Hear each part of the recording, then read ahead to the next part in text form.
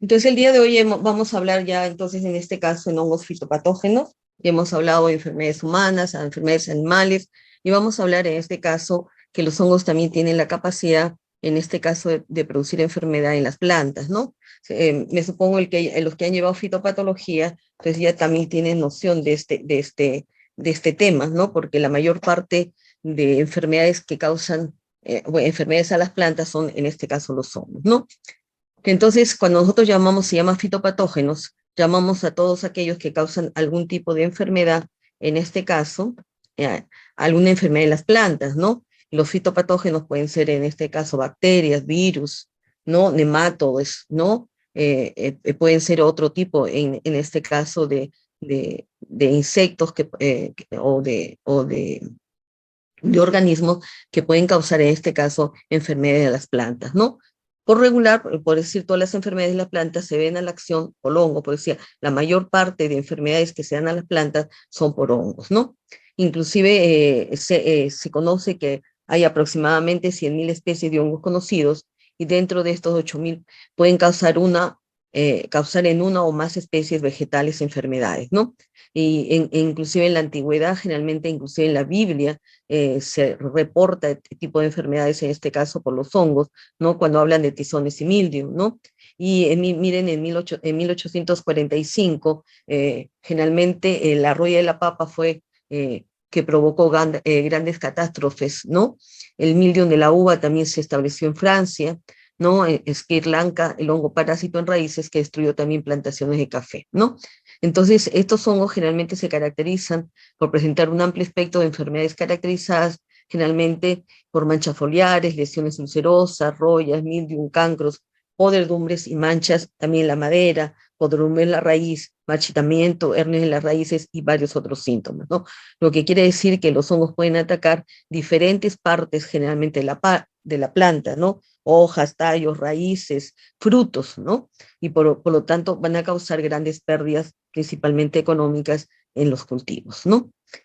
Entonces, algunos de estos hongos se caracterizan porque crecen en materia orgánica muerta, son capaces de infectar plantas vivas cuando tienen la oportunidad de hacerlo, ¿no? Por eso hay otros que en este caso no pueden sobrevivir sin parasitar plantas. Por eso dentro de la clasificación de la nutrición de los hongos vamos a ver que hay hongos necotrófos, aquellos que viven sobre materia muerta, pero hay hongos que son biotrófos, ¿no? Aquellos que necesitan de la planta para poder sobrevivir y no son capaces de crecer en medios de cultivo, ¿no? Entonces, la supervivencia y función de la mayoría de los hongos fitopatógenos depende ampliamente de las condiciones predominantes de la temperatura y humedad o la presencia de agua en su medio ambiente. Entonces, yo le decía que también la temperatura juega un rol muy importante, porque los hongos, a diferencia de las bacterias, ¿no? Y prácticamente no soportan temperaturas muy altas, ¿no? Aparte de eso, también necesitan un poco de humedad, aunque menos humedad que las bacterias, pero necesitan, en este caso, para poder, en este caso, poder crecer, ¿no? Y cómo ellos pueden propagarse, principalmente la mayoría de los hongos fitopatógenos necesitan de agentes como el viento, el agua, las aves, los insectos, otros animales y el mismo hombre para poder diseminarse de una planta a otra, e inclusive en las distintas partes de una misma planta, ¿no? A veces también por las actividades agronómicas que se puedan tener, con los instrumentos que pueden utilizar estos agricultores, también pueden llevar, en este caso, los hongos.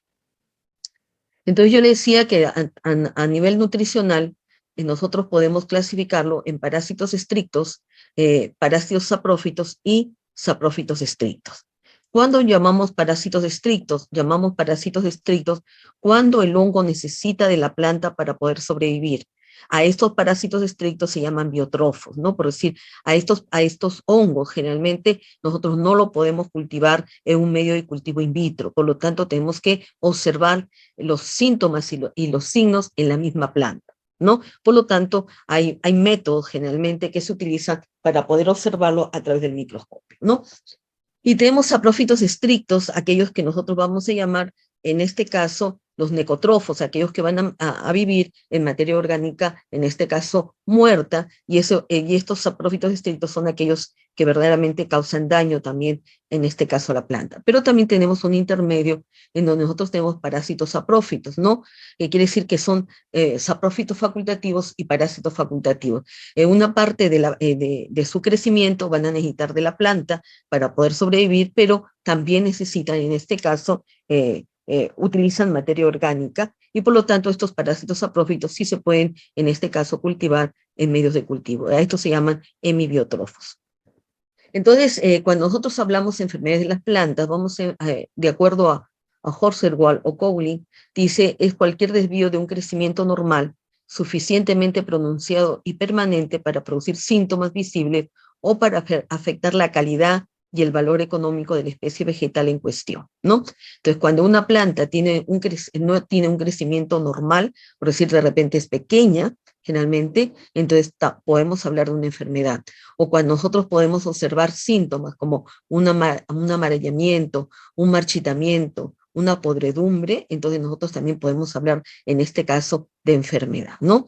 Y por lo tanto, vamos a afectar el valor económico de esta especie vegetal. Entonces, para que pueda existir una enfermedad, necesitamos generalmente esta triada, ¿no? Que tengamos, en este caso, el hospedero, que es la planta, ¿no? Que el ambiente generalmente sea favorable, que tenga una temperatura y una humedad relativa, y que se encuentre, en este caso, el patógeno, ¿no? Entonces, esta triada va a permitir, en este caso, que el patógeno pueda establecerse en el hospedero, ¿no? Entonces, la naturaleza y los conceptos de la enfermedad, por decir aquí, debe haber condiciones que favorezcan la susceptibilidad del hospedero, condiciones del medio ambiente que favorezcan la enfermedad, y también vamos a depender del patógeno, ¿no? ¿Cuál virulento es el patógeno? Por eso le decía que también en los hongos, así como en los hongos patógenos para el hombre, para los animales, tienen factores de patogenicidad, entonces los hongos también van a tener factores de patogenicidad o virulencia que van a atacar a la planta, ¿no? Y la planta también va a tener un sistema inmune, que a veces ustedes van a ver que la planta también está en contacto con diferentes hongos, pero hay unos hongos que no lo atacan. ¿Por qué? Porque también tiene un sistema inmune el tipo de la planta, ¿no? Pero en este caso, cuando es el patógeno, esta virulencia o estos factores de patogenicidad van a ser, en este caso, que evadan este sistema inmune y puedan penetrar. Pero además también va a depender, en este caso, de la cantidad, ¿no? Y se ha determinado que próximamente que el inóculo, para que pueda causar generalmente una enfermedad, generalmente está entre 10 a la 4 o 10, en este caso, a la 5, ¿no? Entonces los patógenos causan enfermedad en las plantas mediante, por decir, yo le decía que en la enfermedad nosotros vamos a ver un normal, de repente no es un normal crecimiento, vamos a ver amarillamiento, y esto se va a deber, en este caso, que puede haber el debilitamiento del hospedante a causa de la absorción continua del alimento de sus células para su propio uso, ¿no? Entonces puede haber que la planta se altere, ¿no? Por lo tanto, hay una alteración o inhibición del metabolismo de las células hospedantes debido a la secreción de toxinas o enzimas o sustancias reguladoras de crecimiento. Entonces, los hongos, y en este caso, pueden alterar, en este caso, la inhibición del metabolismo de la planta, ¿no? Los hongos también pueden bloquear la traslocación de los nutrientes minerales, alimentos y agua a través de los tejidos conductores, ¿no? Y también, en este caso, los hongos, por sí, el consumo del contenido de las células del hospedante con las que se entra en contacto. Entonces, en este caso, los patógenos causan enfermedad en las plantas mediante esto, ¿no? Porque el patógeno generalmente va a alterar prácticamente, en este caso, el estado fisiológico de la planta, ¿no? Entonces hay factores de patogenicidad. Entonces, los factores de patogenicidad es cualquier factor que contribuya a la penetración, invasión, colonización, maceramiento de un tejido vegetal vivo, ¿no? Por lo tanto, estos van a ser daño. Dentro de estos factores de patogenicidad, generalmente se han determinado que existen enzimas que permiten la penetración de los hongos, ¿no? ¿Por qué? Porque ustedes saben que la planta también tiene toda una protección, generalmente, ¿no? Entonces tiene una cutícula, y entonces en este caso hay enzimas, ciertos hongos van a presentar enzimas como la cutinasa, y esta cutinasa generalmente, esta es una enzima que permite, en este caso, romper la cutícula del vegetal, ¿no? Y por lo tanto, por esto puede penetrar, en este caso, el hongo. O puede tener también enzimas hidrolíticas que degradan la pared, en este caso, vegetal celular. Y dentro de estas enzimas hidrolíticas que degradan la pared vegetal, tenemos la endo y exopoligalacturonasa, podemos tener la pectin metilesterasa, la pectin liasa y enzimas celulolíticas, porque ustedes saben que la pared celular realmente está formado a veces por sustancias celulolíticas, pectinolíticas, ¿no? Y entonces estas enzimas lo que van a hacer es degradar, y eso también va a permitir a veces penetrar, pero a veces estas enzimas hidrolíticas también permiten, en caso de las que son pectinas, generalmente por si la pectin metilesterasa o la pectin liasa, generalmente en las hojas de los vegetales, por decir en una lechuga, en una espinaca, lo que pueden hacer generalmente es ablandar la turgencia principalmente de la hoja, ¿no? Además de eso, podemos tener proteasas implicadas en la degradación de las membranas celulares, enzimas que detoxifican las fitoalexinas, y ustedes saben que la fitoalexina es importante en la fisiología de la planta, y en este caso, estas fitoalexinas principalmente se producen, por decir, en el sistema inmune de la planta, puede producir fitoalexinas, ¿no? Que ayudan principalmente a estar en contra del patógeno, pero estas enzimas generalmente atacan a la fitoalexina y por lo tanto la planta no se puede defender. Aparte de eso, tenemos la catalasa, que tiene la capacidad de desdoblar el peróxido de hidrógeno en CO2 y en agua, que favorecerá, miren, la implantación del hongo, el desarrollo de la enfermedad y la destrucción de la planta. Y esto también es importante porque esto hace que también el hongo haga resistencia a los fungicidas que tienen peróxido de hidrógeno, ¿no? Entonces, a veces hay fungicidas que pueden tener peróxido de hidrógeno, pero si el hongo va a producir esta catalasa, generalmente lo que va a hacer es destruir el peróxido de hidrógeno y por lo tanto no va a tener efecto fungicida. También podemos tener toxinas que matan a la célula. Dentro de estas toxinas que matan a la célula tenemos las exotoxinas, lo que quiere decir que el hongo tiene la capacidad generalmente de excretar esta exotoxina, que se ha denominado cercosporina o porque se ha producido por el hongo del género Cercospora, y su fitotoxicidad se debe a que es un compuesto fotosensibilizador que es capaz de absorber la luz y transferir la energía al oxígeno, que a su vez se transforma en compuestos muy tóxicos, ¿no? Como resultado se produce una oxidación de numerosos constituyentes celulares, tales como los ácidos grasos, azúcares y materiales celulósicos. Esto hace que dañe el ADN, inactivan enzimas y se destruyen las membranas celulares, ¿no? Por eso en la cercospora, esta exotoxina, en este caso, es patógeno, en este caso para cierto tipo de planta. Pero además también se ha determinado, y cuando hemos hablado de micotoxinas, hablamos que estos son metabolitos secundarios, y dentro de estos metabolitos secundarios se han hecho estudios, en este caso en la fumomicina, ¿no? Principalmente en la fusomicina B1, que es un factor de virulencia de Fusarium verticiloides, ¿no? Y se ha determinado que existe una relación positiva entre el desarrollo de los síntomas en plántulas de maíz, por eso se ha trabajado en maíz, la presencia de la toxina y la acumulación del BCL, ¿no? Producir la fumomicina B1 inhibe la biosíntesis del nodo de los esfingolípidos, hemos hablado de las micotoxinas, y este genera el desbalance de los niveles endógenos de estos importantes metabolitos, específicamente en la acumulación de bases enfijoideas de cadena larga.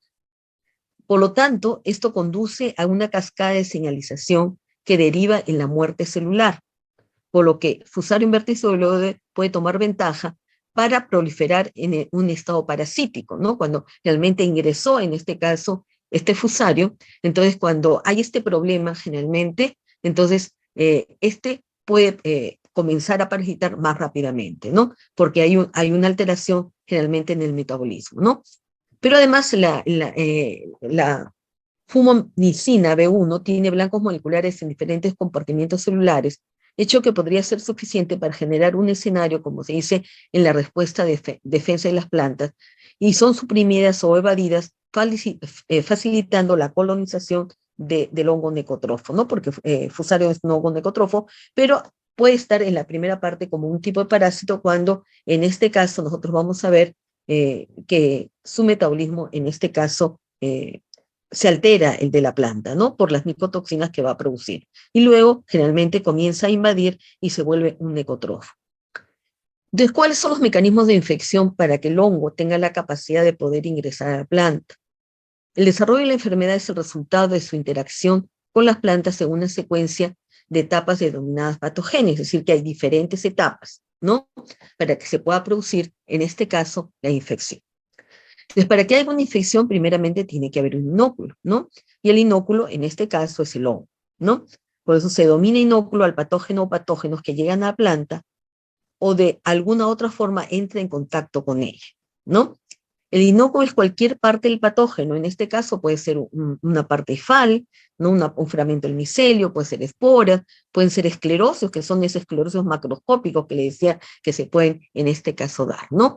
Entonces, este inóculo generalmente puede estar, como le decía, en tipo de fragmentos, tipo de micelio, ¿no? Entonces puede ser estas partes de micelio, puede ser una espora, puede ser estos esclerosios que se forman en el tipo de planta y pueden en este caso llevar el tipo de contaminación o también que se pueden encontrar en el suelo, ¿no? Ahora, las fuentes de inóculo, generalmente el inóculo de la mayoría de los patógenos, llevan a las plantas a través del viento, ¿no? Y no es que el viento o el aire tiene las esporas, sino que cuando hay la corriente de aire, generalmente lo que va a hacer es hacer esa turbulencia y por lo tanto va a llevar a los hongos, generalmente son terrícolas, decía, son de tierra. Y entonces la turbulencia en este caso, que viene del viento, hace que el viento suban las esporas y comiencen a dispersarse. Y de acuerdo en este caso a las esporas que vamos a tener o a los fragmentos que podamos tener, generalmente por gravedad van a caer a cierto tipo de cultivos, ¿no? Entonces es una forma que el viento puede llevar en este caso, a la contaminación principalmente de las plantas. Por eso hoy en día es tan importante, ustedes llevan la meteorología, y la meteorología también es importante porque nos puede predecir enfermedades en las plantas, así como enfermedades generalmente que se pueden producir en humanos, ¿no? ¿Por qué? Porque esas turbulencias, ¿cómo pueden llevar? Ustedes pueden predecir hoy día en dónde puede estar el tipo de enfermedad. El agua también, el agua es un factor importante porque igualito, el agua también van a caer en este caso esporas, fragmentos, y si se van a regar en este caso a las plantas, esa agua puede llevar la contaminación de hongos, en este caso patógenos, ¿no? Los mismos insectos a través de sus mismas patas, ¿no? O a través generalmente de los tipos mandíbulas que generalmente van de repente a destruir algún tipo, porque los insectos necesitan de las plantas a veces para alimentarse, pueden llevar en este caso este hongo y el hongo puede ingresar, ¿no?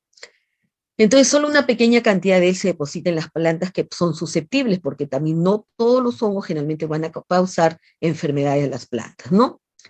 Otros inoculantes se pueden encontrar en el suelo como las zoosporas, que son atraídas hasta la planta por sustancias como azúcares o aminoácidos que se difunden hasta el exterior de sus raíces, ¿no? A veces hay zoosporas, las zoosporas tienen flagelo, ¿no? Pero si las plantas tienen azúcares, aminoácidos, como tienen movimiento, generalmente son atraídos por quimiotaxis y generalmente pueden ir a través de sus raíces, ¿no? Y también los patógenos transmitidos por ciertos vectores son llevados hasta las plantas con gran eficiencia. Pero miren, el viento, la lluvia, ¿no? Los mismos insectos generalmente pueden llevar, a veces también pueden llevar de repente semillas que están contaminadas, ¿no? O podemos llevar, en este caso, trasplantes, generalmente cuando se hacen trasplantes de plantas, ¿no? A veces en los mismos viveros o a veces hacen esquejes y ahí se puede llevar de una a otra planta, ¿no? Los animalitos que pueden estar. Y el hombre también es importante, ¿no? A través de las botas, a través de las maquinarias o a través generalmente de instrumentos como tijeras, en este caso que sirven para cortar, pueden llevar y pueden llevar inóculo, en este caso a las plantas, ¿no? Entonces, primero tenemos que tener inóculo, tenemos que saber cómo se lleva el inóculo en este caso, y vamos a ver que una vez que el hongo generalmente hace contacto con la planta, vamos a ver las etapas para el establecimiento de una patogénesis, ¿no? Entonces, primeramente las etapas es unión a la superficie de la planta, va a haber luego viene una germinación sobre dicha superficie y formación de estructuras de infección, va a haber penetración en el huésped y luego va a haber colonización, en este caso el tejido del huésped, y durante estas etapas se van a producir, en este caso, los signos o los síntomas del tipo de la planta. En caso de la unión a la superficie de la planta, entonces las esporas de los hongos, cuando llegan a ese contacto con la planta, que pueden ser en las hojas, en los frutos, en las raíces, deben germinar previamente. por lo cual requieren que la temperatura sea adecuada y que tenga un buen suministro de humedad, ¿no? Que puede ser en forma de lluvia, rocío, una pequeña cantidad que pueda caer, en este caso, en la hojita, ¿no? Bueno, las raíces tienen mayor cantidad de humedad, o bien generalmente una película de agua sobre la superficie de la planta, ¿no? O por lo menos de una alta humedad relativa, ¿no? Entonces, primeramente, esa es una de las condiciones para que ese micelio, esa espora pueda germinar. Una vez que las esporas germinan, entonces esas esporitas comienza generalmente a crecer el tubo germinativo. Y ustedes saben que ustedes la esporita comienza el tubo germinativo y comienza a crecer, ¿no? Cuando son móviles, generalmente, como las zoosporas deben moverse al sitio de la superficie de la planta, en el cual puede ocurrir también la penetración, en este caso exitosa, ¿no? Luego de esto le decía que debe haber la germinación sobre dicha superficie y se puede formar formación de estructuras de infección. Entonces, cuando crecen los tubos germinativos, generalmente, pueden regularse por varios factores que incluyen mayor humedad o estímulos químicos, ¿no? Le decía que en las zoosporas hay estímulos químicos, ¿no? Y esto también a veces puede ser asociado con aberturas, tales como decir heridas. Pues si una planta tiene heridas, generalmente van a producir generalmente cierto tipo de sustancias que pueden ser atrayentes generalmente para cierto tipo de esporas, ¿no? Puede entrar a través de estomas, puede entrar a través de lenticelas, generalmente, o puede haber respuestas tigmotrópicas, es decir, que respuestas de contacto a la topografía de la superficie de la hoja. Entonces, el crecimiento orientado al tubo germinativo requiere su adherencia a la superficie vegetal, por lo cual tiene lugar mediante la producción de una matriz extracelular de polisacáridos, o en este caso glicoproteínas, ¿no? Una vez que forma este tipo de estructuras, generalmente, la penetración puede dar lugar de diferentes formas. Un ratito, por favor, voy a dar un poquito de agua, que se necesita la garganta.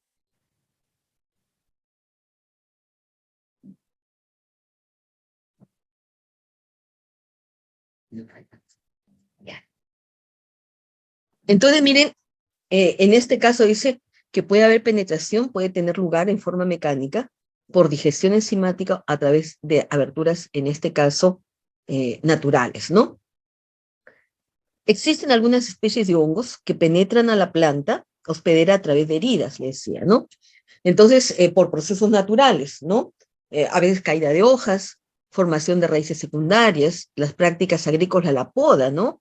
La poda generalmente a veces puede ocasionar, si las herramientas no son adecuadas, puede ayudar a la penetración mucho más rápida del tipo de hongos, ¿no? La recolección o ataques por insectos. Otros hongos fitopatógenos generalmente penetran directamente a través de la superficie intacta, inclusive de la planta, por medio de los tubos germinativos.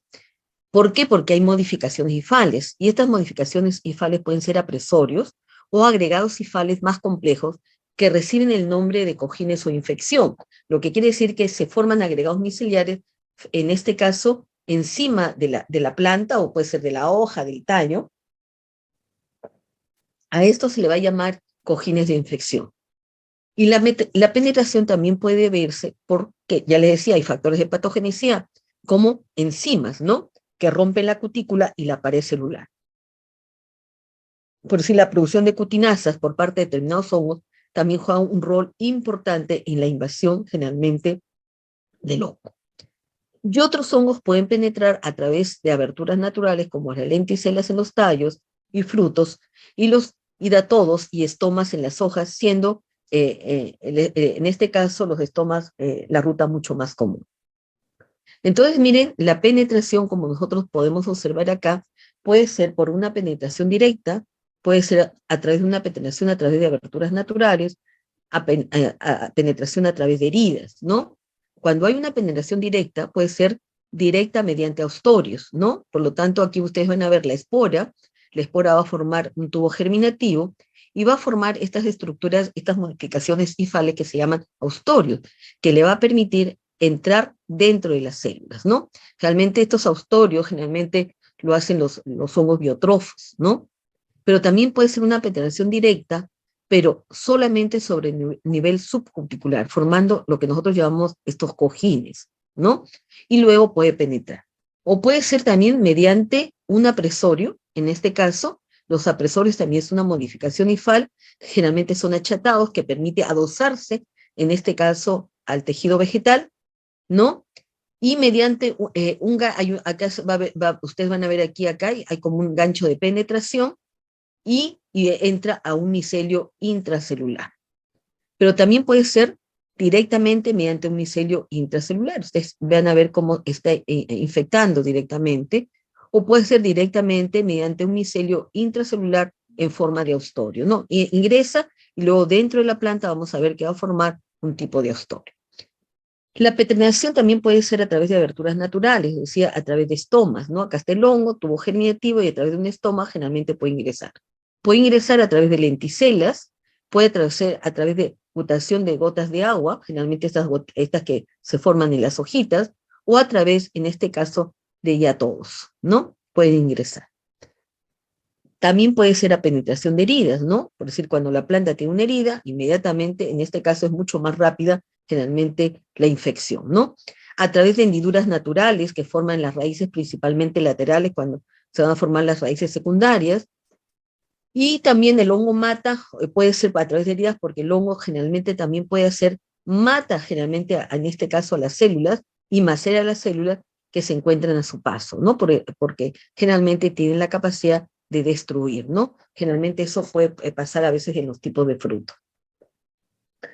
Una vez que, en este caso, como han ingresado, entonces el hongo tiene que hacer la colonización en los tejidos del huésped.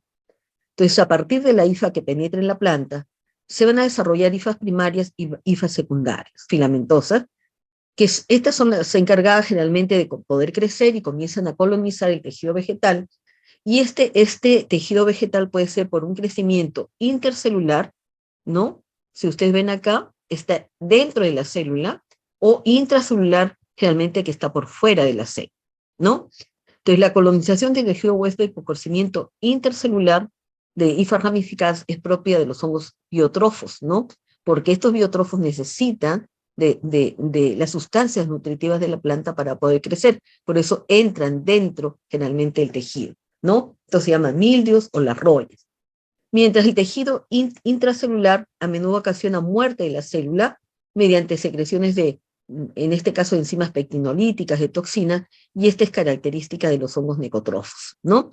Entonces, este lo hace, el alimento lo va a hacer por absorción por las hifas, y esta es absorción también son hifas modificadas, pero por austorios, ¿no? Entonces, es la colonización cuando ingresan a los tejidos. Entonces, los mecanismos patogénicos generalmente se aceptan que la producción de enfermedad en la planta por hongos fitopatógenos se debe a la acción individual o combinada de 4 mecanismos de patogénesis. Una de estas es la síntesis y liberación de enzimas, en este caso degradativas, de la pared celular, tales como la poligalactoronasa, la pectatoliasa, las semicelulasas y celulasas, que en ocasiones son liberadas en forma secuencial, ¿no? Comienza primeramente una, ¿no? Porque van a degradar primero la pectina, luego las celulosas, ¿no? Y estas enzimas ocasionan la degradación de sustancias pépticas que se unen a las paredes celulares en los tejidos parenquimáticos y causan ensanchamiento y degradación de la pared celular y muerte de las células, ¿no? Pero también puede ser el mecanismo de la producción de toxinas por parte del hongo, productos no enzimáticos de bajo peso molecular que interfieren en el metabolismo de la planta o que afectan en la estructura normal del protoplasma. Por eso podemos observar que a veces el crecimiento es menor en tipo de las plantas, ¿no? Otro mecanismo puede ser la producción y liberación de compuestos hormonales, antihormonales y de otro tipo, que producen una interferencia en el control normal del crecimiento y el desarrollo, en este caso de la planta, ¿no? Por eso a veces inclusive a los frutos también vamos a ver que a veces puede haber un hipercrecimiento en tipo de frutos, ¿no? Como si fuera un tipo de cáncer, o los cancros que se llaman, ¿no? O puede haber la interferencia mecánica que provoca el crecimiento del hongo en el movimiento normal de agua, nutrientes y metabolismo. Es decir, que la planta no va a recibir generalmente esta agua, ni estos nutrientes, ni estos metabolismos, por lo tanto va a haber un tipo de enfermedad, ¿no? Entonces, estos son los mecanismos patogénicos que puede tener el tipo de planta. Entonces, en la infección vamos a ver, aquí tenemos la espora, ¿no? Tenemos el inóculo. Vamos a ver que el inóculo, si tenemos la espora, necesitamos humedad y temperatura, va a crecer el tubo germinal. Vamos a ver que esto crece y puede haber un apresorio, ¿verdad? Que le permite adosarse adecuadamente al tejido vegetal, y luego comienza la penetración. Y en penetración, ¿no? Hay unos que van a producir unos autorios primarios, o son aquellos que son intracelulares, ¿no? Estos son los autorios, hay una infección, y luego viene la colonización. Entonces, el micelio generalmente comienza a crecer, ¿no? En caso de autorios secundarios, y luego generalmente vamos a ver la reproducción, ¿no? Que esto van a producir esporangióforos, y a veces podemos observar que una planta, primeramente antes de la colonización y la reproducción, vamos a ver, yo le decía que el hongo generalmente cuando ya necesita hacer la propagación, en este caso de su especie, generalmente va a formar el micelio aéreo. Entonces, ¿dónde lo vamos a ver? Lo vamos a ver en las plantas, por si en las hojas, lo vamos a ver en los frutos, en las raíces. Y lo que nosotros observamos generalmente en estos esporangióforos es el signo, ¿no? Por eso en una enfermedad, en la parte de fitopatología, vamos a tener que la planta podemos observar los síntomas y los signos. Los síntomas son aquellos que nosotros vamos a ver las características de alteraciones fisiológicas, nutricionales, reproductivas de la planta. Pero los signos es lo que nosotros vamos a ver es al hongo, ¿no? Ahí vamos a ver los micelios o en este caso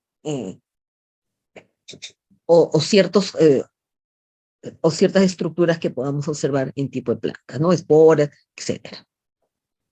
Entonces es lo mismo que son hongos biotrófos como oidio y roya.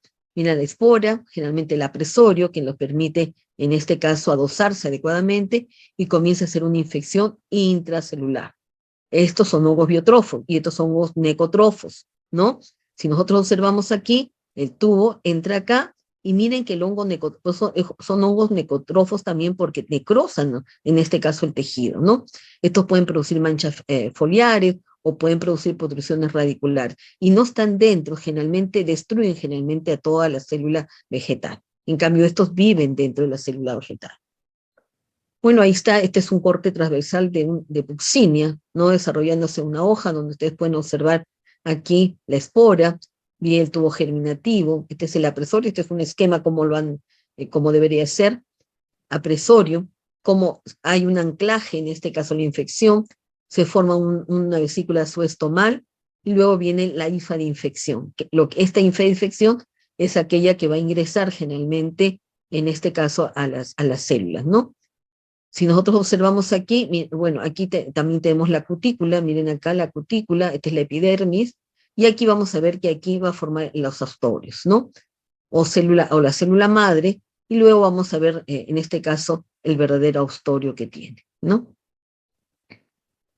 Entonces, en general, nosotros vamos a ver la estrategia generalmente de cómo el necotrofo, el biotrofo, el hemiotrofo comienzan en este caso, o cómo realizan su infección. Entonces, el necotrofo, una estrategia de ataque es que ellos secretan toxinas, ¿no? Y enzimas que degradan la pared celular. Una vez que ingresa dentro de la planta, lo que van a hacer es destrucción y maceración del tejido previo a la colonización, ¿sí? Por eso comienza a destruir, ¿no? Una característica del necotrofo es que también el rango de hospedero es amplio. Mayormente los hongos necotrofos son los mayores, ¿no? Ejemplo, las manchas foliares, por decir. Los biotrófos, generalmente, ellos primeramente establecen un íntimo contacto intracelular con el hospedero. Ellos no producen generalmente tipo de toxina, ¿no? Y su infección, ellos infectan el tejido de la planta y permanecen vivos, hasta que ellos utilizan todas las sustancias nutritivas de la planta y por lo tanto luego hay una muerte del tejido por debilitamiento. Por lo general, una sola especie es atacada, ¿no? Generalmente oidio, en este caso roya, no es de amplio espectro. Y los hemibiotrofos, la fase inicial, primeramente es biotrofa, ¿no? Lo que quiere decir, primeramente es un contacto íntimo, y luego pasa, en este caso, a una fase necotrofa, lo que quiere decir que comienzan a secretar, en este caso, enzimas. La infección lo hacen primero al tejido vivo y al final generalmente hay destrucción masiva. ¿Por qué? Porque van a producir la parte enzimática, ¿no? El rango de hospederos intermedio, por ejemplo, el Phytophthora infestan es el que es un hemibiotrofo. Y acá tenemos ejemplos generalmente de cómo es la germinación, por decir, de Erice gramini, ¿no? Aquí ustedes van a ver, miren, acá está la espora, tubo germinativo, comienza el crecimiento hifa del micelio, ¿no? Aquí este de acá va a presentar, este es un biotrofo, generalmente que ustedes van a ver que está dentro de la célula. Una vez que está dentro de la célula, que hay debilitamiento, miren, ustedes van a ver aquí, comienza luego su esporulación. Por eso nosotros podemos, en un biotrofo de la misma planta, podemos hacer una cámara húmeda, ¿no? Podemos llevar una hojita, lo ponemos en una cámara húmeda, nosotros vamos a incentivar realmente la esporulación. Y ahí nosotros vamos a poder ver de qué hongo se trata. ¿No? Este es de Puccinia recóndida también, este es un biotrofo, ¿no? Nosotros vamos a ver que acá tenemos un ureosporo, un tubo germinativo, ¿no? Miren, hay crecimiento hifal, y aquí vamos a ver, miren, que hay apresorios, pero también van a formar austorios, ¿no? Y luego vemos también la esporulación, ¿no? La puccina, le decíamos que en este caso van a producir estos ureosporos. Y este es de Phytophthora, ¿no? En donde ustedes pueden observar acá cómo el hongo puede ingresar generalmente al ¿no? Por decir, acá tenemos una planta de manzano, vamos a suponer acá, comienza la lluvia, por decir, y a veces ciertos frutos generalmente caen acá. Por eso una de las prácticas de poner cebo para aislar Phytophthora es enterrando pedazos de manzana a veces, ¿no? Entonces nosotros podemos ver acá, vamos a suponer que una manzana se ha caído acá, entonces acá en el suelo se va a encontrar generalmente las esporas, ¿verdad? Entonces comienza en este caso a crecer, se forma el esporangio. Realmente aquí el esporangio va a liberar las zoosporas, que es la reproducción, en este caso, asexual, ¿no? ¿No? Y vamos a ver que estas zoosporas generalmente, aquí, estas zoosporas son proyectadas por la lluvia o las aguas de riego, ¿no? Causando, a ver quién se entra, ¿no? Causando los ataques sobre el cuello, tronco y ramas de las raíces, ¿no? Entonces, usted le decía que estas zoosporas también por estímulos quimiotácticos pueden ir y comienzan a avanzar. Y entonces comienza en este caso a trabajar. También se puede formar en este caso clamidosporas, ¿no? Que son las clamidosporas pueden estar en el suelo, y cuando las condiciones son favorables, generalmente pueden en este caso nuevamente tener el esporangio, y en este caso las zoosporas pueden ir a atacar a los frutos. ¿Qué pasó? Bueno, este es lo mismo, este es el ciclo de la marchita, es la Phytophthora, como les decía, este es donde ustedes pueden observar aquí, miren, cada esporangio produce de 20 a 40 zoosporas nadantes, como se dice acá, ¿no? Dice, el patógeno infecta en agua, salpicando con agua de la lluvia de riego, ¿no? Que puede ser esta parte de acá, ¿no? El patógeno sobrevive aún cuando la planta está muerta, inclusive, ¿no? Si dos tipos de reproducción se presentan, las esporas se generan, dice, ¿no? ¿Por qué? Porque también estos se van a reproducir, en este caso, por osporas, ¿no? Lo que quiere decir que tienen su reproducción sexual. Y las osporas pueden sobrevivir en el suelo e infectar raíz, fruto, cuando las condiciones también son favorables, ¿no? Entonces, la planta y frutos infectados producen millones de esporangios asexuales. Y entonces ahí podemos ver dónde nosotros podemos encontrar los inóculos generalmente para que puedan producirse, en este caso, este ciclo biológico Phytophthora. Entonces el diagnóstico, para nosotros saber si una planta generalmente está contaminada por un hongo, vamos a ver el diagnóstico, ¿no? Que es la determinación de o los factores patogénicos que producen, en este caso, la enfermedad, ¿no? Si nosotros observamos acá, estamos observando en este caso un signo, ¿no? Porque estamos viendo al hongo, la esporulación. Si nosotros estamos observando acá, lo que estamos observando no lo vemos al hongo, pero vemos que la hoja, por decir, tiene manchas cloróticas, ¿no? Medias amarillentas. Este es un signo, ¿no? O vemos esta manchita de acá, generalmente, que hay como en este caso una necrosis, ¿verdad? Entonces, eso es lo que nosotros podemos observar, ¿no? Y esto también es una forma de un signo. ¿Por qué? Porque estamos observando al hongo. Entonces el hongo macroscópicamente que está encima, en este caso, de un tronco de un árbol, ¿no? Entonces, por eso hay que hacer el diagnóstico en la planta viendo qué se observa. ¿Observa un signo? ¿Observa un síntoma? ¿No? Y entonces ahí ustedes tienen que ver, en este caso, de qué podemos tratar. Entonces, la sintomatología, los síntomas son manifestaciones de la enfermedad que se da en la planta. Estas expresiones dependen de ella, del patógeno y del ambiente en cual se da la enfermedad, ¿no? Entonces, estas son las funciones normales generalmente que produce la planta, ¿no? Generalmente la planta produce un transporte de agua y de minerales en el xilema, hay un buen transporte de elementos nutritivos en el floema, en este caso, ¿no? Y esto va a ayudar generalmente que la planta esté sana, ¿no? Si nosotros vamos a observar que el transporte de agua y minerales va a hacer que tenga un buen crecimiento, esto va a servir en este caso para que haya una buena síntesis de proteína, vitaminas, producción de almacenamiento en este caso, ¿no? Transporte de agua y minerales que les va a servir para todo el metabolismo que tiene, ¿no? Y esto también el transporte de elementos nutritivos para su nutrición. Entonces, esto es importante que se tiene que tener en cuenta, ¿no? Por decir, pero si esto se ve bloqueado, generalmente por los hongos, generalmente va a haber síntomas de la enfermedad. Se puede producir los mildios de brotes, generalmente, se puede formar mildios de hoja, generalmente, puede producirse sarna de frutos, puede producirse podredumbre de frutos, puede producirse chancros, manchas foliares, enfermedades vasculares, hernias, agallas de cuello o podredumbre de raíz. Si esto no funciona principalmente adecuadamente, puede suceder toda esta parte de acá, ¿no?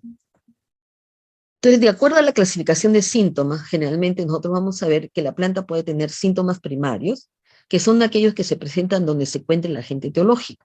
Es decir, que vamos a ver ahí, en este caso, que en una planta, si de repente nosotros lo encontramos en el fruto, este es un síntoma primario. Son aquellos que se presentan donde se encuentra el agente etiológico, en ninguna parte más.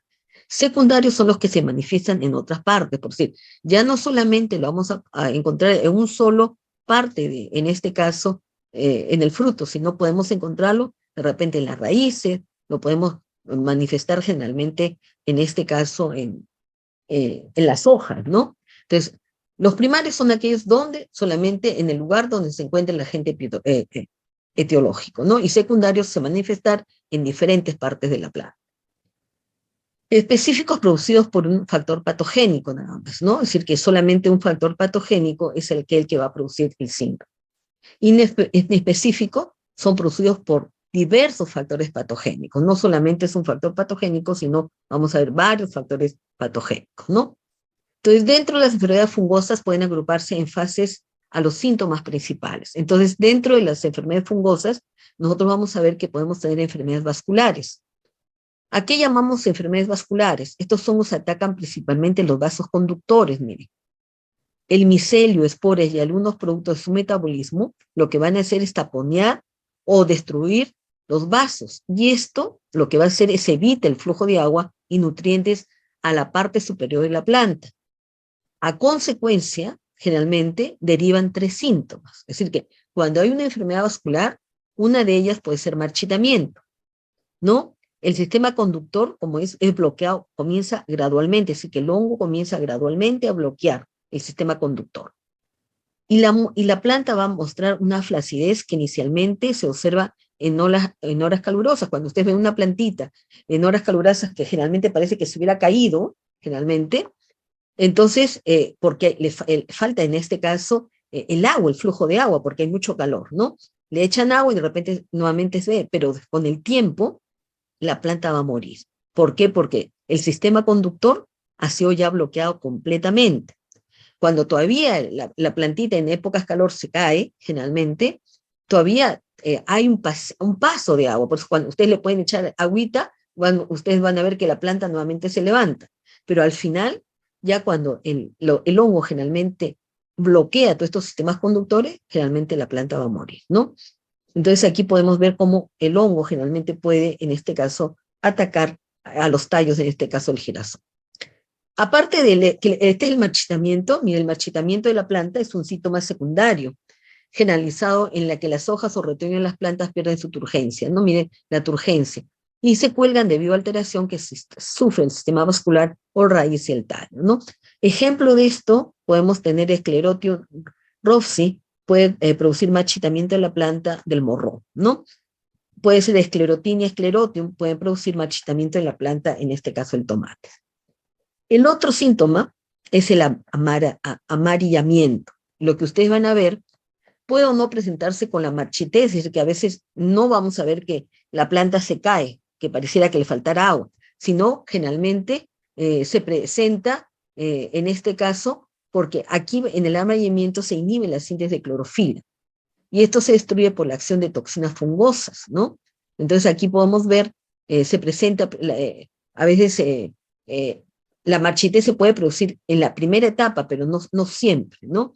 Y entonces, ¿por qué? Porque los tejidos, los vasos generalmente están parcialmente incluidos, ¿no? Pero este amarillamiento se debe por la inhibición de la síntesis de la clorofila. Y por lo tanto nosotros vamos a ver que en las hojas, si ustedes van a ver el amarillamiento, ¿no?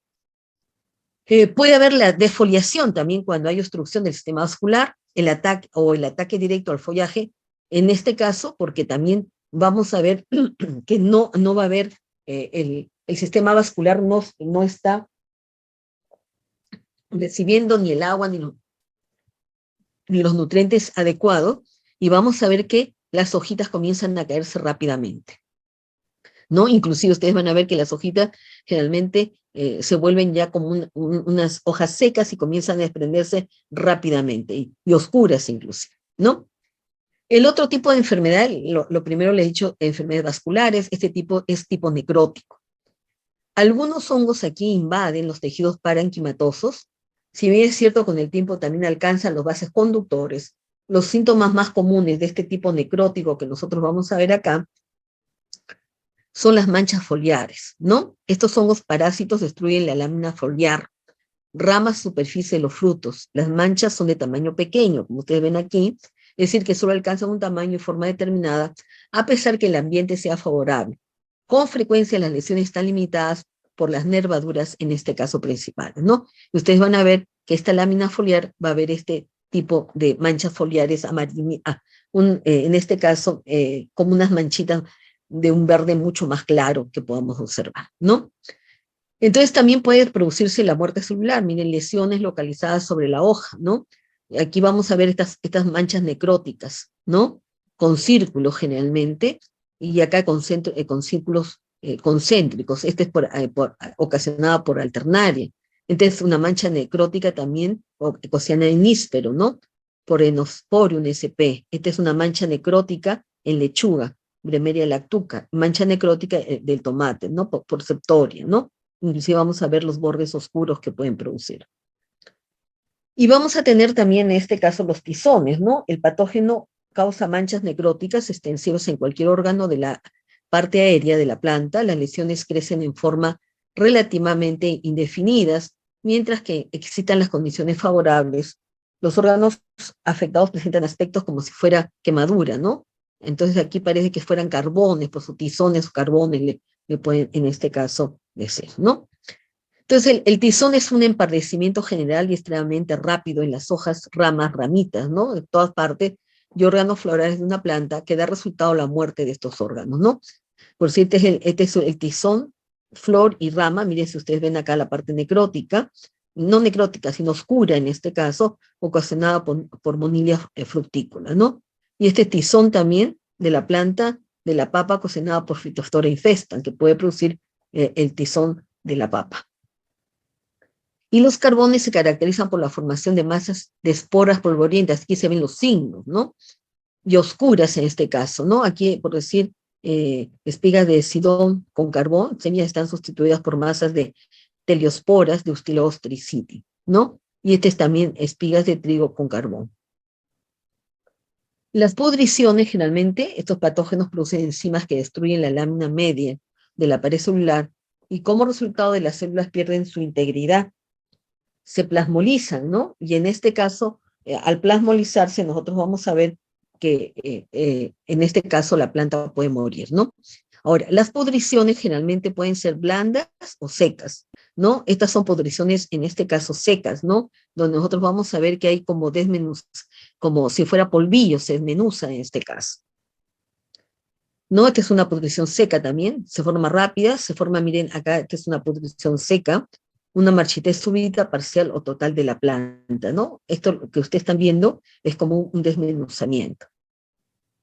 En caso de cancro o cáncer, la herida localizada que ocasiona muerte parcial o total de tallos leñosos o ramas, ¿no? Miren, acá hay un cancro en la rama de durazno producida por Bonilia fructícola, y esto es un cancro en troncos de manzano producida por Phytophthora.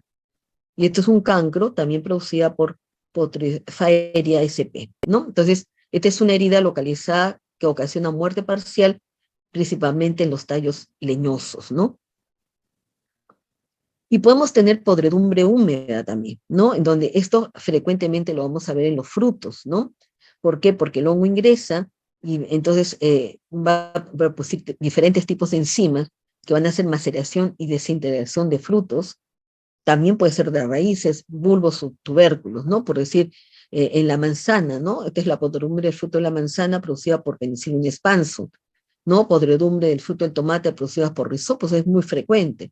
De repente ustedes dejan un tomate en su refrigeradora y a veces van a encontrar esta forma, ¿no? Que aquí hay una desintegración realmente y acá hay como unas bolitas blancas y pelucientas, ¿no? Y el zapallo por fusario, ¿no? Podredumbre generalmente del zapallo. Y podemos tener enfermedades hiperplásicas, ¿no? Dentro de las enfermedades hiperplásicas, algunos patógenos estimulan anormalmente las células, induciendo su división excesiva, ¿no? En lugar de nosotros ver, vamos a ver un tipo de fruto normal, vamos a ver que se va a formar un fruto no en la forma normal, porque va a haber una hiperplasia, ¿no? Por lo cual acá hay un crecimiento exagerado, ¿no? O a simple vista se aprecian tumores o agallas en distintos órganos, en este caso de la planta, ¿no? A veces podemos ver aquí, por decir este de acá, aquí podemos observar, ¿no? Por lo tanto, hay desarrollo anormal, generalmente se asocia a la hipertrofia o la hiperplasia y distorsión de los órganos de la planta, ¿no? Miren, es un durazno. El durazno no es de esta forma, pero acá hay una deformación de fruto por taprina de formas, ¿no? Y aquí también, si ustedes ven en la hoja, realmente producida por la misma taprina de forma, ustedes van a ver que la hoja generalmente se hace como un enrollamiento, ¿no? Y como unos abultamientos que se puede usar. Eso es lo que nosotros llamamos los síntomas, ¿no?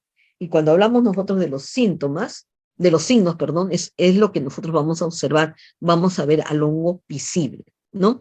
Es una estructura del patógeno visible generalmente en el exterior de la planta. Estas estructuras incluyen el micelio, esclerosis, esporóforos, cuerpos fructíferos y esporas. Yo le decía que una vez que el hongo siempre ingresa dentro de un organismo, generalmente también podemos ver las manifestaciones, ¿no? Que vamos a ver en este caso los signos, ¿no? Entonces, en este caso podemos ver la esporulación, ¿no? Si nosotros observamos, vemos acá, acá vemos algo polvoriento, blanquecino, esta es esporulación en hojas de vid por Planospora vinícola. Aquí, si ustedes observan, aquí vamos a ver esporulación del fruto del tomate, generalmente por Colecotrichum, ¿no? Y aquí también el durazno, vamos a ver, miren el micelio que está acá, de Monilia fructícola, ¿no? Que inclusive acá vemos el signo, pero aquí también vamos a ver que ya está haciendo también una maceración del tomate, ¿no? Está destruyendo realmente el tomate. Igual que acá, ¿no? Acá también ya hay una maceración que está trabajando, ¿no?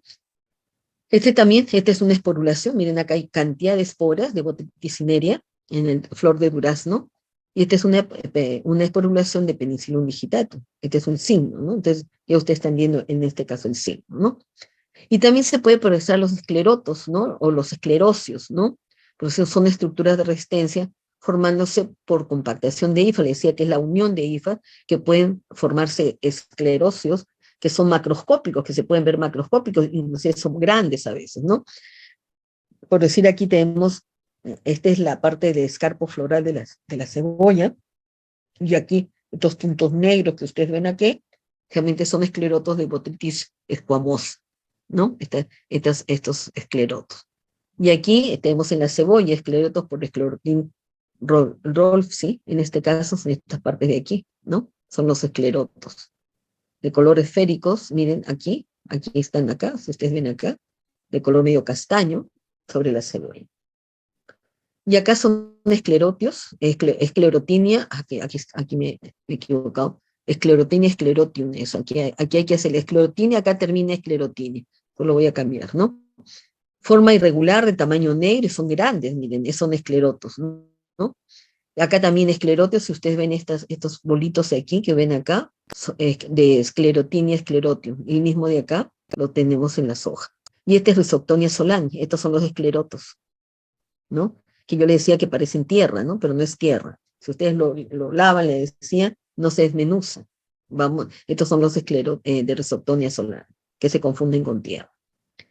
Podemos ver micelio también. El micelio este es Phytophthora, el fruto de zapallo, un micelio blanquecino, ¿no? Aquí vamos a ver, mire, este micelio algodonoso, ¿no? De Erice sp. Este es un micelio, miren acá, también algodonoso, esclerotinia robsi, en base al tallo de un morrón, generalmente. Y podemos ver cuerpos fructíferos, ¿no? Aquellos que pueden ser pignidios, de sarmiento, Fomosis vitícola, estos de acá, estos cuerpos fructíferos que son grandes, ¿no? Basiocarpos, ¿no? Este es un signo, ¿no? Sobre un tronco de duraznero, miren acá, ¿no? Y este es un apotecio que ustedes ven aquí, de Monilia fructícola, un fruto momificado, ¿no? Acá está el fruto, si ustedes ven aquí, este es el fruto que ya está momificado, pero de aquí ha salido generalmente esta Monilia de acá. Ahora, ¿cuáles son las clasificaciones de los hongos fitopatógenos? Dentro de la clasificación de los hongos fitopatógenos, ya sabemos que es la edición micota, la selección micotina, sumisión de micotina, y acá tenemos los oomicetos, ¿no? Tenemos los órdenes penosporales, la familia Phytacea, dentro tenemos a Phytophthora infextras, una de la parte de clasificación. Entonces, dentro de esto vamos a tener los oomicetes, ¿no?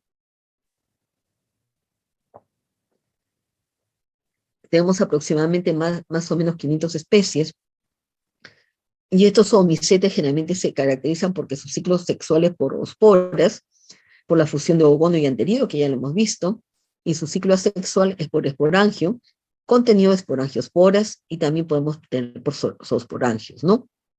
Donde va a producir estas zoosporas, ¿no? Vamos a ver que su micelio generalmente es cenocítico. Ejemplo de hongos patógenos para las plantas, solamente de los omicetos tenemos Phytophthora capsaci, Phytophthora infesta, Plasmospora vitícola, Penospora destructo. Son ejemplos de algunos omicetes que van a producir, ¿no? Dentro de los ascomicetes vamos a tener aquí realmente que sus ciclos sexuales por ascosporas, generalmente le decía que son 8 ascosporas, y las ascas pueden encontrarse en forma libre o contenido en cuerpos fructificantes, que era cleitotesio, peritesio, apotesio, ascostromas, ¿se acuerdan? Que hemos visto acá, ¿no? El ciclo sexual generalmente por conidio, el micelio generalmente, en este caso, son micelios septados, ¿no? Y va a depender generalmente de qué tipo de micelio podemos tener, ¿no? Está formado por quitina también, en este caso. Dentro de la sistemática de los ascomicetos vamos a tener varios, miren aquí, tenemos del género Taprina, Aspergillus, Penicillum, Ericipe, Esfaroteca, Libellula, Podosfera, Microsfera, Filactinia, Unicula. Tenemos también acá Giberella, Claviceps, generalmente los ascomicetos, ¿no? Y todavía siguen acá. Es uno de los mayores que podemos tener, Filacora, Glomera, Diportet, Microsfaera, Capnodium, Plenospora, Venturia, Colibolus, Pinerophora, Esclerotinia, Monilia, ¿no? Que son muy frecuentemente esto, Pseudopecicia podemos tener, ¿no? Ejemplo de estos, de los ascomicetos, tenemos Unicula necator, que puede producir, en este caso, el oído de la vid, ¿no? Que es un biotrófo también, ¿no? Aquí podemos ver sus signos, miren, ¿no? Los signos generalmente podemos ver. Podemos tener Podosfera leucotrica o oidium del manzano, ¿no? Aquí también podemos mirar a ver la enfermedad que puede producir. Esclerotinia, esclerotium que le decía, ¿verdad? Miren acá. Y Aspergillus niger, ¿no? Que puede en este caso producir en la cebolla. Miren, aquí ustedes van a ver estas manchas negras, son signos que nosotros podemos ver, ¿no? Estos son signos también que podemos observar. En caso de basiomicetos, generalmente ya saben que su reproducción sexual es por bacidios, poras, generalmente los vacíos son externos, ¿no? Y nosotros vamos a ver que su ciclo sexual es por conidias, ¿no? También vamos a ver sus micelios son septados, los micelios son septados, pero aquí también vamos a ver que tenemos un ciclo asexual que son van a formar uredosporas, ¿no?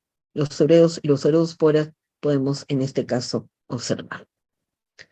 Y tenemos las clases, en este caso, basiomicetos, ¿no? Ahí tenemos sustílago, tecafora, urocistis, tiletia, puxinia, ¿no? En este caso, Phragmidium, Uromices, Emiliae, Amiraria, Crinipelis, ¿no? Y Ganoderma, ¿no? Que inclusive esta Ganoderma, hoy día hay un tipo de Ganoderma que se está utilizando no como fitopatógeno, ¿no? Entonces, estas son las principales enfermedades por basiomicetos, Puccinia asparagi, Royal Sparrow, ¿no? Aquí vamos a ver las urosporas, vamos a ver teliosporas, ¿no? Puccinia graminis, Roya de los cereales, acá también vemos urosporas, teliosporas, Emiliae bastatrix, Roya del café, ¿no? Y aquí vamos a ver el carbón del maíz, por Prostílago maíz, ¿no? Ustedes ven con una forma de carbón que podemos ver. Bueno, y este es es el ciclo de la roya, ¿no? Para que ustedes puedan ver la Puccinia graminis, ¿no? ¿Se acuerda cuando hablamos cómo se producía? En este caso, decíamos una infección sobre Berbieres, desarrollo de espermagonios con espermáceos en hifarreceptoras. Aquí había una espermatización, fusión de espermáceos en hifarreceptoras, y se había un desarrollo de hecios, ¿no? Que tenían esta forma de copa generalmente, y formación de aeciosporas, ¿no? Esto infecta los cereales, germina las aeciosporas y se desarrolla un micelio dicariótico. Estos generalmente van a formar los uredos y van a formar las uredosporas.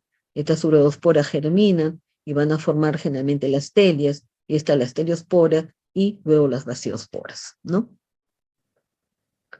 Y tenemos los últimos que son los deuteromicetos, ¿no? Que no se conoce su ciclo sexual conocido. Dentro de estos tenemos ciclo asexual, formación de conidias, los cuales se producen dentro de cuerpos fructificantes que pueden ser pignidios, acérbulos, y también a partir de células coriogénicas, por eso son los conidios, ¿no? Los conidios que van a tener esporas, en este caso, externas, ¿no? Y su micelio es con septas, son septados, ¿no? Bueno, ahí también tenemos los deuteromicetos, tenemos género Septoria, la Cidoplodia, que hoy día es un problema, Ploma, Colecotrichum, Oidium, Verticillium, Botrytis alternaria, Cercosporia, Bipolaris, Eserolium, en este caso de esclera, ¿no? Piricularia, Fusarium, Isariosporis, Mitosporium, Rhizoctonia, Sclerotium, tenemos en este caso sobre estos tipos de hongos, ¿no? Entonces, estas son enfermedades producidas por deuteromicetos, Fusarium ozosporum, que pueden producir enfermedades del espárrago, en la cebolla, en la uva, en la botritis cinerea en la uva, ¿no? También podemos ver botritis en este caso en la cebolla. Alternaria, ¿no? Puede producir manchas, miren, manchas necróticas, ¿no? La cercospora, ¿no? En el esparro, aquí vamos a ver en el apio, ¿no? Este el tomate también, Alternaria solani, esas manchas necróticas que generalmente dan inclusive dan como unos círculos en este caso. Rhizoctones solani en papa, en algodón, Picularia oryzae en quemado del arroz podemos observar. Ahora, ejemplo de enfermedades de cultivo de agroexportación, podemos tener en este caso enfermedades fúngicas de la vid, que se llama, la enfermedad se llama oidio. Esto puede atacar a hojas, brotes y frutas, ¿no? Que es producida por Nucula necator, ¿no? Nosotros podemos ver, este es un parásito obligado, lo que quiere decir que no va a crecer en medios de cultivo, de alta especificidad respecto al hospedante, dado que solo prospera en la vid, ¿no? Puede afectar todos los tejidos tiernos, incluyendo hojas, tallos, frutas, inflorescencia, ¿no? Esto es lo que nosotros podemos observar con idios, ¿no? Con idios con esporas generalmente, y este es un cleitotecio, ¿no? Un cleitotecio, lo que quiere decir que hay, en este caso, una reproducción, en este caso, sexual, ¿no? Por ascosporas, ¿no? Entonces, esto lo podemos observar cuando nosotros vamos a hacer en una cámara húmeda y podemos observar directamente al microscopio, pero no vamos a observar en medios de cultivo, ¿no? El mildium, generalmente, que vamos a ver, causado por hongo plasmopara vinícola, generalmente también es un parásito obligado, ¿no? Es biotrofo que ataca todas las partes verdes de la planta, hojas, sarmientos, racimos, en cualquier etapa de su ciclo vegetativo, ¿no? Después del cuaje, cuando la infección ocurre en granos pequeños, esto se cubre con una eflorescencia grisácea, ¿no? Ustedes van a ver aquí, y cuando los granos son más grandes, toman la coloración castaña y van a ver que se arruga, ¿no? Aquí vamos a ver en las hojas estos amarillamientos, aquí vamos a ver en el reverso de la hoja, generalmente los signos polvorientos que vamos a ver. Aquí van a ver, miren, manchas en hojas en forma de mosaico, síntomas en la proximidad de la floración, generalmente la floración de la uva, y acá hay un mildium generalmente del larvado del racimo, ¿no? Por lo cual ustedes van a ver que esta coloración castaña generalmente, los granos son más grandes, aquellos en este caso aquí toman estos de acá, y ustedes van a ver que se oscurecen, ¿no? Y comienzan a arrugarse, ¿no? Este es el mildium de la vid. Si nosotros observamos a través del microscopio, vamos a ver que presenta zoosporangio o zoosporangióforos, ¿no? Y estos son los zoosporangios, miren, estos son zoosporangios. Y va a formar oosporas, porque su reproducción sexual es por oosporas. Y su reproducción, en este caso, asexual, es formando zoosporas, ¿no? Aquí vamos a ver, este es un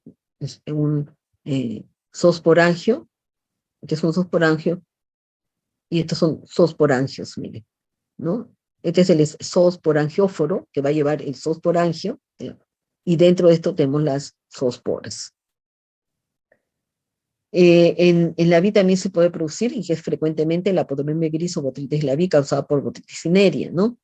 Los síntomas se manifiestan frecuentemente, si es acá en la hoja, es en la parte foliar generalmente, en los bordes del limbo en forma de necrosis, ¿no? Con aspecto de quemadura, ¿no? Con humedad en el ambiente, sobre el borde de dichas manchas aparece un polvillo gris, que es el micelio, ¿no? Ahí se puede ver el síntoma. En los sarmientos y en los brotes jóvenes, los primeros síntomas aparecen realmente con manchas alargadas de aspecto marrón, generalmente, al igual que en las hojas. Si el tiempo es húmedo, se recubre como si fuera una pelusilla aquí ustedes, ¿no? O polvillo grisáceo marrón, y vamos a ver un micelio purpurulento, como se observa acá.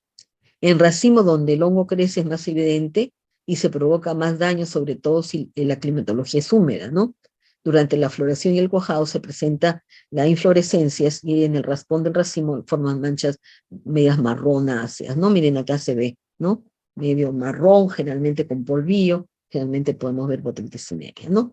Bueno, y esta es la característica macroscópica. Este es un hongo sin ecotrofo, que nosotros podemos cultivarlo, ¿no? Y aquí vamos a ver el conidióforo con sus conidias, ¿no?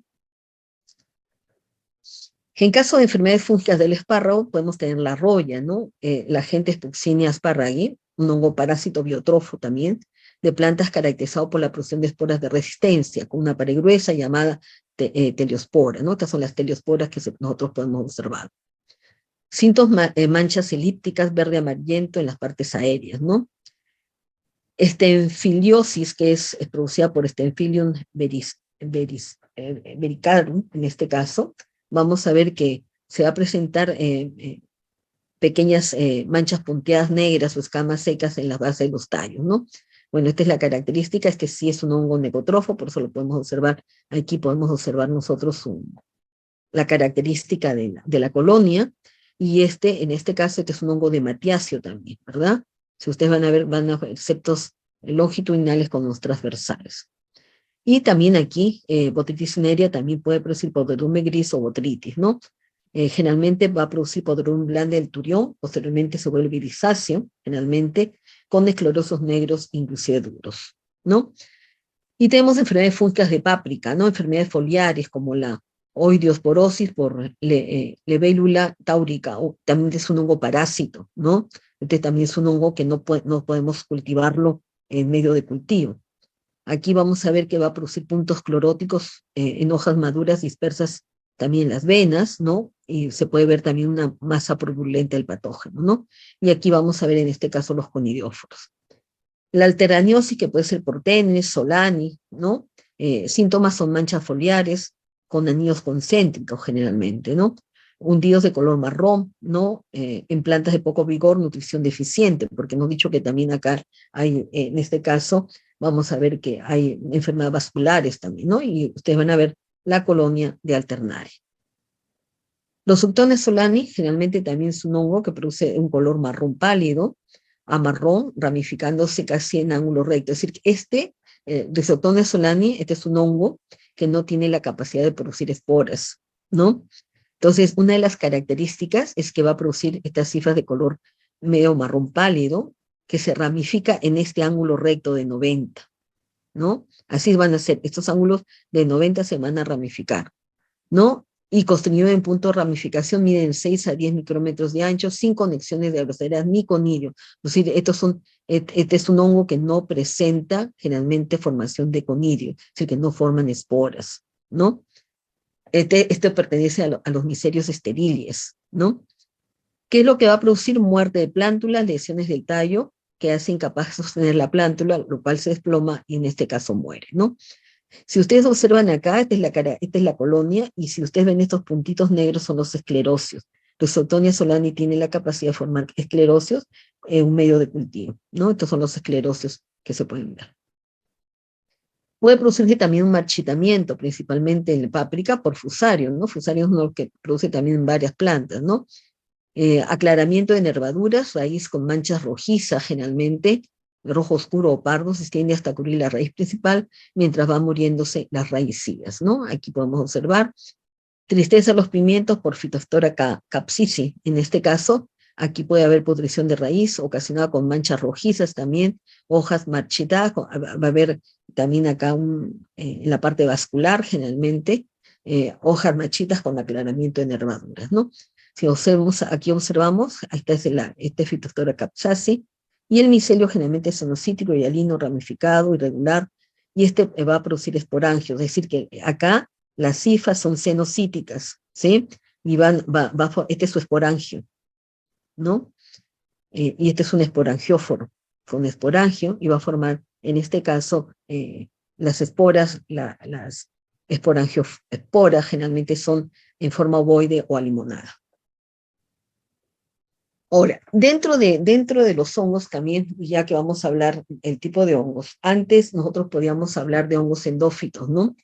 Que los hongos endófitos eran aquellos que eran organismos no agresivos, que vivían dentro de los tejidos vegetales, inclusive se decía que podían, en este caso, vivir casi como en simbiosis, ¿no?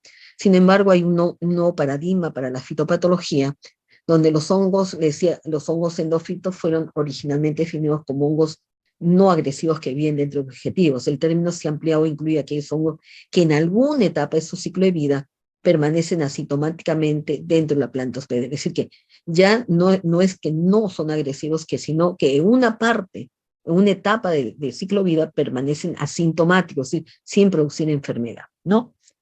Si se asume que hay 400.000 especies de plantas vasculares y cada una puede albergar de 3 a 6 endófitos, el número total específico de endófitos a nivel mundial podría alcanzar 1 millón de especies fúngicas con tal comportamiento, ¿no?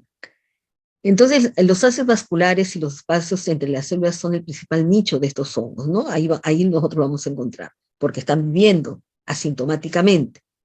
Los nutrientes que componen la savia le brindan el alimento necesario para su desarrollo. Los endófitos son, por lo tanto, hongos sistémicos, ¿no? Numerosos estudios muestran que en ciertas ocasiones, miren, la presencia pacífica y casi incógnita de un hongo endófito puede devenir en efectos negativos cuando el hospedero en una especie arbórea se presenta desórdenes nutricionales y estrés hídrico. Entonces, si este hongo vivía antes sin hacer daño, en este caso, cuando a la planta tiene desórdenes nutricionales y estrés hídrico, entonces esto se puede volver patógeno, ¿no? Entonces ahí hay que tener mucho problema, ¿no?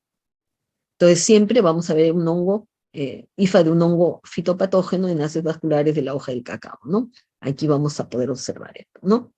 Entonces, estos son algunos hongos fitopatógenos que pueden vivir como endófitos en la planta de mango, ¿no? Entonces, el Fusarium desencelulare, el ácido poleo de hombre, que hoy día ya se sabe que es patógeno, ¿no? Colecotrico losporideae, Dotierella dominica, alternaria alternata, ¿no? Y Gardani sp, Macrocomina, en este caso, Pestaloctiopsis, ¿no? Homosis, Cladosporium, generalmente son hongos que pueden vivir en determinado tiempo, generalmente como endófitos, y estos se habían determinado que eran endófitos y no podrían producir enfermedad, sin embargo, pueden producir enfermedad. Entonces, ahora hay que hacer la importancia de hongos endófitos, ¿no? La colonización endófita puede considerarse como una importante ruta para el desarrollo de enfermedades de las plantas, principalmente si ésta se encuentra bajo estado de estrés hídrico y nutricional. Entonces, hay que tener en cuenta esto, ya que los hongos fitopatógenos pueden mantenerse en plantas hospederas como endófitas sin generar síntomas. Entonces se recomienda que las mismas reciban los nutrientes necesarios a fin de evitar predisposición de enfermedad, ¿no? Y esto hay que revisarlo siempre para evitar que pueda, cuando a veces se hace desplante generalmente, o se haga propagación, puede llevar este tipo de endófitos que puede ser patógeno, ¿no? Pues el trabajo de injertación en viveros debe vigilarse, ya que porciones de órganos utilizados como explantes, tomados a partir de plantas aparentemente sanas, pueden estar colonizados por hongos endófitos y servir como vías de inoculación para nuevas plantas. Entonces, esto hay que tener mucho cuidado. Esta precaución también es válida para estudios de propagación in vitro, en los cuales se emplean medios de cultivo que favorecen el crecimiento de la microbiota endófita, ¿no? Porque le decía que viven dentro, que normalmente entorpecen el desarrollo de la actividad de micropropagación. Es decir, que también la micropropagación también hay que tener en cuenta en este tipo de hongos, ¿no? Entonces, esto es todo lo que teníamos que ver el día de hoy.